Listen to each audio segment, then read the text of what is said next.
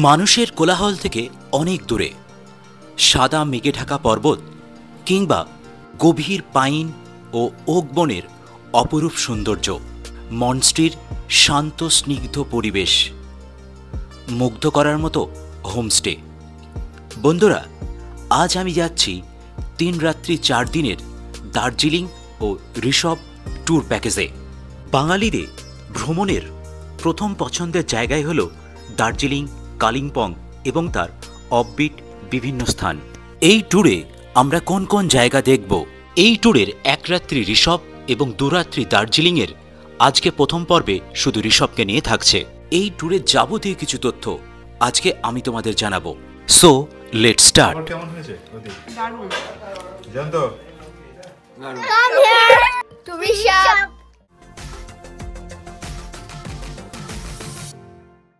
আমাদের এই ট্যুরটা শুরু হচ্ছে এনজেপি থেকে এবং এনজেপিতেই শেষ হবে। তো আমরা সকালবেলায় বেরিয়ে পড়লাম ভায়া মালবাজার হয়ে ঋষভের উদ্দেশ্যে। আমাদের এই 3 রাত্রি 4 দিনের ট্যুরের আজকের প্রথম পর্বে থাকছে শুধু ঋষভকে নিয়ে। আমাদের এই ট্যুরটাতে প্রত্যেক জনের 4,999 টাকা করে খরচ পড়েছে। এটা আমাদের গাড়ি, আর এই গাড়ির মধ্যে আমরা 7 জন আছি। এইভাবে আস্তে আস্তে আমরা পৌঁছে গেলাম করোনেশন ব্রিজ বা সেবক ব্রিজের কাছে। এই ব্রিজের নিচ দিয়ে যে নদীটাকে দেখতে পাচ্ছ, এটা হচ্ছে তিস্তা নদী, আর এইখান থেকে শুরু হচ্ছে পার্বত্য অঞ্চলের মেন উঁচু অংশটা। আস্তে আস্তে উঁচুর দিকে আমরা উঠতে থাকব। এখন বন্ধুরা, আমরা যাওয়ার পথে যেতে যেতে এখানে চা খাওয়ার জন্য দাঁড়িয়েছি। আর যেখানে আমরা চা খাচ্ছি তার পিছনেই ঠিক এখানে দেখতে পাচ্ছি একটা রেল লাইন আছে। আর এটা আমরা চা বাগান, একটা ছোট চা বাগান, চা গাছের পাতা দেখতে পাচ্ছ। এই চা গাছের পাতা থেকে একে প্রসেসিং করে পরে চা তৈরি করা হয়। এখানে সবুজ পাতা, আর এটা হচ্ছে একটু গাঢ় সবুজ, এবং চা গাছের গুঁড়িগুলো আগেই দেখিয়েছি, কিন্তু ভালোই শক্ত চা গাছের গুঁড়িগুলো, ঠিক আছে? কারণ এক একটা চা গাছ কিন্তু বেশ অনেকটা পুরনো হয়, যেগুলো সেগুলো গাছের গোড়াগুলো বেশ ভালোই মোটা। তো আরও চা বাগান আমরা সামনে পাবো, সেগুলো তোমাদেরকে দেখাবো। বাগরাকোট মিনামোড়ের কাছে এই কৃতু বিবেক হোটেলের কাছে আমরা এখানে খাওয়ার জন্য দাঁড়ালাম। যদিও প্যাকেজের মধ্যে আমাদের এই খাবারটা নেই, এটা আমাদের নিজেদের খরচে খেয়ে নিতে হচ্ছে। এরপর থেকে যাবতীয় খাবার দাবার সব প্যাকেজ থেকে ইনক্লুড থাকবে। তো এখানে এই লাচ্চা পরোটা আমরা খেয়ে নিলাম, খুব কম তেলে এটাকে ভাজা, এবং তুমি বললে সেটা ওরা কম তেল দেবে। এই লাচ্চা পরোটার সঙ্গে আমরা এখানে নিলাম নুডলস দিয়ে বানানো সুপ্পা। এটাও খেতে দারুণ, বেশ কোনো রকম রিচ মশলা এর মধ্যে নেই, একদম প্লেন। একটা নতুন ধরনের খাবার, তো নতুন স্বাদ পাচ্ছি। খুব অল্প তেলে ভাজা এই লাচ্চা পরোটার সঙ্গে আলুর তরকারি, একটা কুমড়োর সবজি আর এক স্যালাড করে দেওয়া আছে। এবার আমরা একটা করে চা খেয়ে নিলাম এবং আমাদের সকালের খাওয়া দাওয়া কমপ্লিট। এবার আমরা যাত্রা শুরু করব নেক্সট ডেস্টিনেশনের উদ্দেশ্যে। খাবার কেমন লাগলো আমাদের? দারুণ, নতুন নতুন খাবার খেলাম। এখন আমাদের গাড়ি যাচ্ছে হিমালয় পর্বতের পাদদেশ অঞ্চল দিয়ে, যার জন্য কিছুটা সমতল জায়গা। এখান থেকে মালবাজার এখনও 12 কিলোমিটার এবং লাভা 52 কিলোমিটার। এই যাওয়ার পথেই পড়বে আমাদের প্রথম স্পট আম্বিক ভিউ পয়েন্ট, সেটা আমরা দেখব। তার আগে এই রকম পর্বতের গায়ে এঁকে বেঁকে চলা রাস্তা সত্যি যা তোমাকে মুগ্ধ করবে। এখন আমি আছি আম্বিক ভিউ পয়েন্টে, যা সমুদ্রপৃষ্ঠ থেকে প্রায় 4000 ফিট উঁচুতে অবস্থিত এই জায়গায়। এবং এখান থেকে যে প্যানোরামিক ভিউটা তুমি দেখতে পাবে, এক কথায় অসাধারণ। এখানে কিছুটা সময় বসলে তোমার আর উঠতে মন চাইবে না এর সৌন্দর্য এবং মুগ্ধতায়। এখান থেকে খুব সুন্দরভাবে সানসেটের দৃশ্য দেখা যায়। এই স্পটটি নিউমাল জংশন থেকে মাত্র 10 কিলোমিটার মতো দূরে। এই আম্বিক ভিউ পয়েন্টের ঠিক অপোজিট সাইডে একটা টি গার্ডেনও রয়েছে। এবার আমরা এই পর্বতের আঁকাবাঁকা রাস্তা ধরে আস্তে আস্তে উপরের দিকে উঠতে থাকলাম এবং আমাদের নেক্সট ডেস্টিনেশন লাভা মনস্ট্রি, বা একে ক্যাগিউ থেকচেন লিঙ্ক ও বলা হয়। এই হচ্ছে লাভা মনস্ট্রি। এবার আমরা এই মনস্ট্রির ভিতরে যাব, আর এই মনস্ট্রির ভিতরে পায়ে হেঁটে উঠতে হবে সবটাই। এসো এবার মনস্ট্রির ভিতরে যাওয়া যাক। এই লাভা মনস্ট্রির ভিজিটিং আওয়ার সকাল 5:30 থেকে বিকাল 5:30 পর্যন্ত, এবং এখানে কি করা যাবে কি করা যাবে না সেটা লিখে দেওয়া আছে এই ঢুকতেই সাইনবোর্ডে। এই মনস্ট্রিটি কালিম্পং জেলার লাভায় অবস্থিত। এটি নেওড়া জলাধারের ঠিক পাশে অবস্থিত। এটি কালিম্পং শহর থেকে প্রায় ৩২ কিলোমিটার দূরে। সমুদ্র পৃষ্ঠ থেকে প্রায় ৭,০০০ ফিট উঁচুতে অবস্থিত এই লাভা মনস্ট্রি।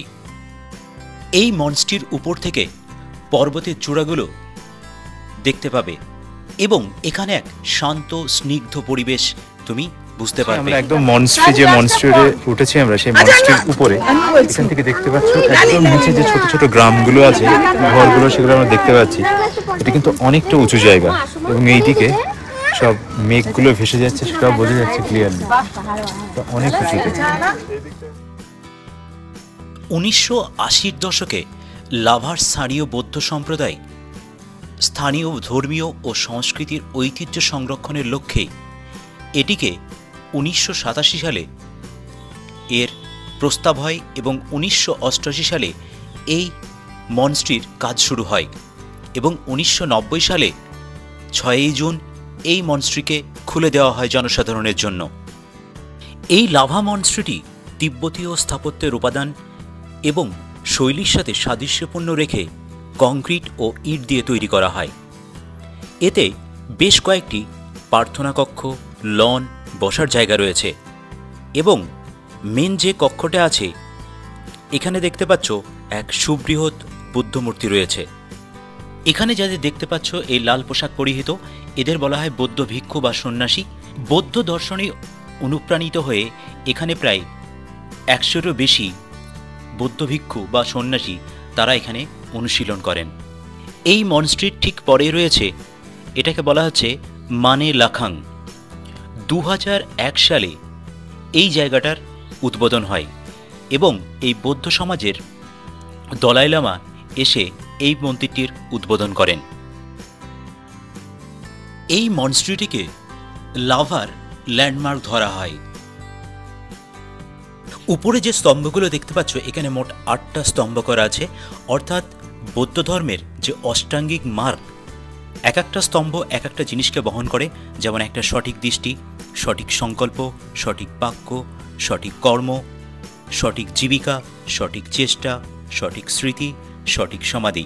এটাই হচ্ছে বৌদ্ধদের অষ্টাঙ্গিক মার্গ।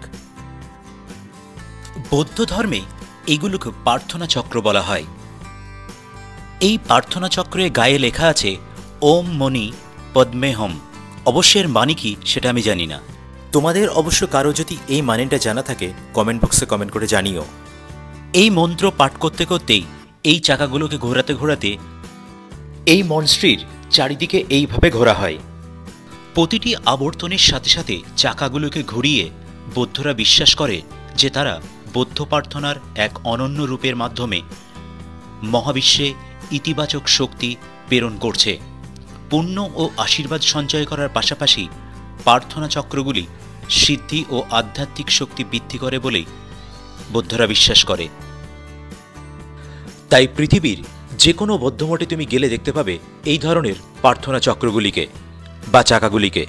তো আমি এইভাবে পুরো চাকাগুলোকে ঘুরিয়ে এসে এখানে শেষ করলাম। এই মনস্ট্রির ভিতরে এই রকম বড় দুটি প্রার্থনা চাকা রয়েছে। গেট দিয়ে ঢোকার একটা ডান হাতে, একটা বাম দিকে দেখতে পাচ্ছ। এই লাভা মনস্ট্রি দেখার পর এবার আমরা বেরিয়ে পড়লাম পাইন ফরেস্ট দেখার উদ্দেশ্যে।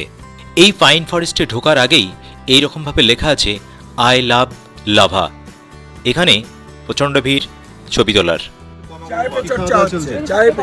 চা খাওয়া চলছে, দারুণ চা, খুব ঠান্ডা। এখন আমরা দাঁড়িয়েছি কোথায়? আমরা এখন আছি লাভা থেকে জাস্ট একটু উপরে উঠে পাইন বনে। চাটা খেয়ে আমরা উঠবো, তাই তো? পাইন বনে আমার টাকা লাগে এই যে একটা, দুটো, তিনটে। এই সুবৃহৎ পাইন বনের মধ্যে এবার আমরা যাব। এখানে ঢোকার প্রত্যেক জনের এন্ট্রি ফি 20 টাকা করে। 20 টাকা দিয়ে এখানে তুমি সময় কাটাতে পারবে যতক্ষণ ইচ্ছে। এই ফরেস্টের ভিতরে এইরকমভাবে একটা কাঠের ব্রিজ করা রয়েছে।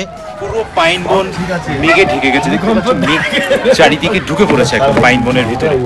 ভালো লাগতো, সেটা হচ্ছে না, তার একটু অন্ধকার বেশি, কিন্তু তা সত্ত্বেও এটা যা এনভায়রনমেন্ট, এক কথায় দার। দেখতে পাচ্ছ মেঘ কিরকম আসছে এই জায়গাটাতে। পাইন বন আর মেঘ মিলেমিশে একাকার এখানে। সমুদ্র পৃষ্ঠ থেকে কম বেশি 7000 ফিট উঁচুতে অবস্থিত এই পাইন বন। অসাধারণ সুন্দর এখানকার পরিবেশ।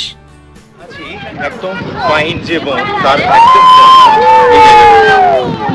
ভীষণ ঠান্ডা জায়গাটা, চারিদিকে মানে মেঘ দেখতে পাচ্ছি, মেঘের মধ্যে আমরা আছি। এটা পাইন বনের একদম উপরে।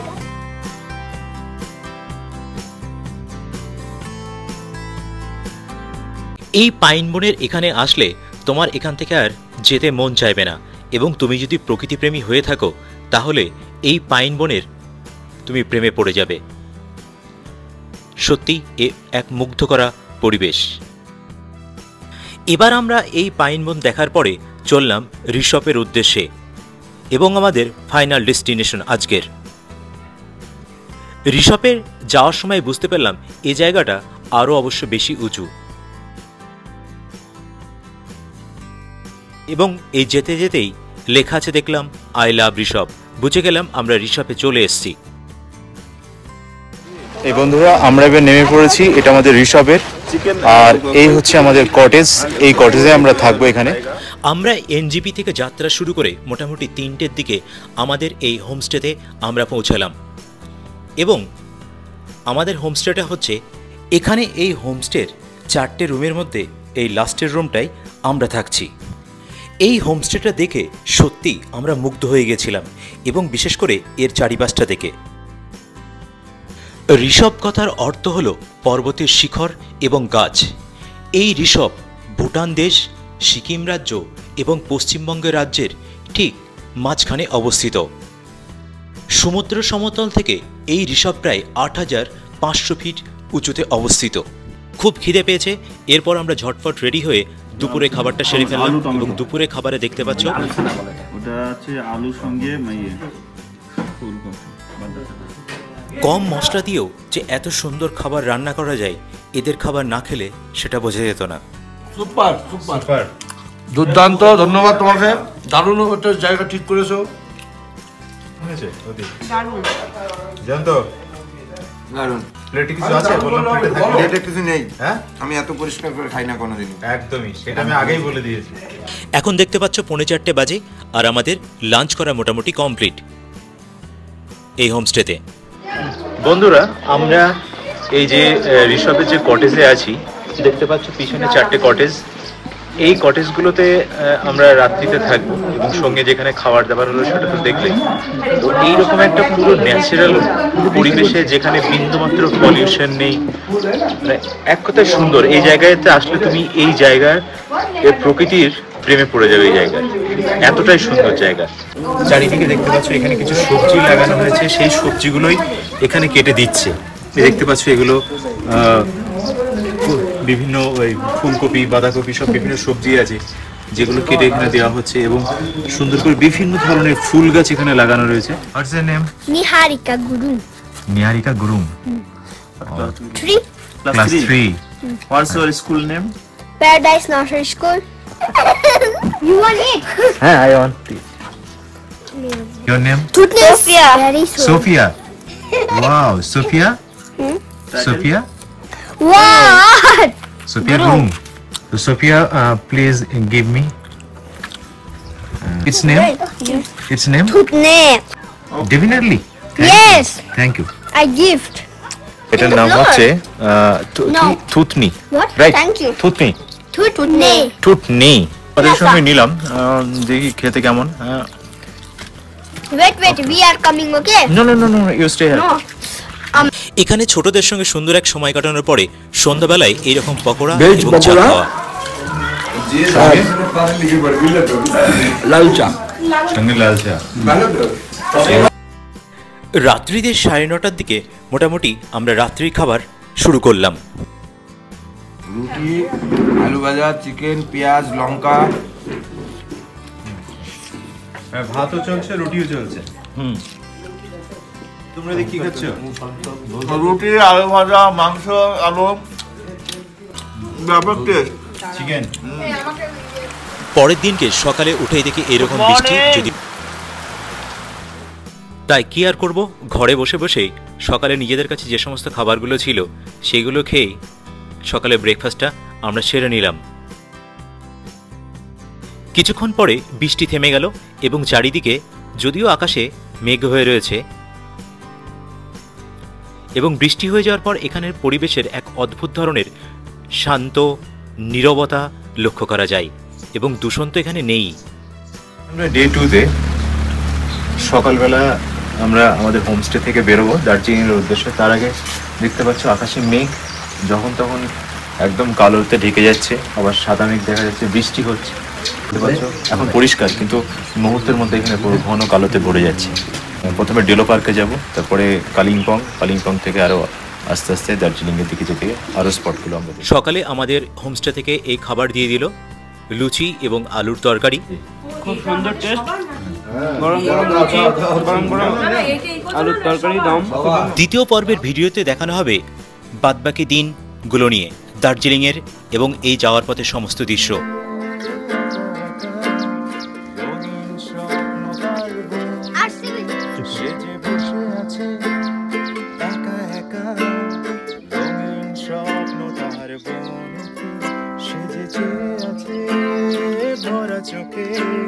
জানালার ফাঁকে মেঘ ধরতে তার গুনগুনের গান বাতাসে ধরে কান পাত মনে পাবে শুনতে। তার রঙের তুলির নাচে মেঘেরা ছোটে, চোখ মেলে যদি পারো যেতে।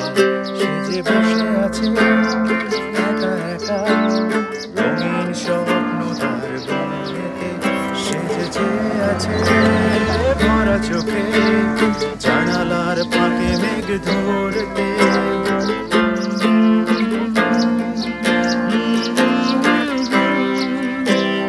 Everyone.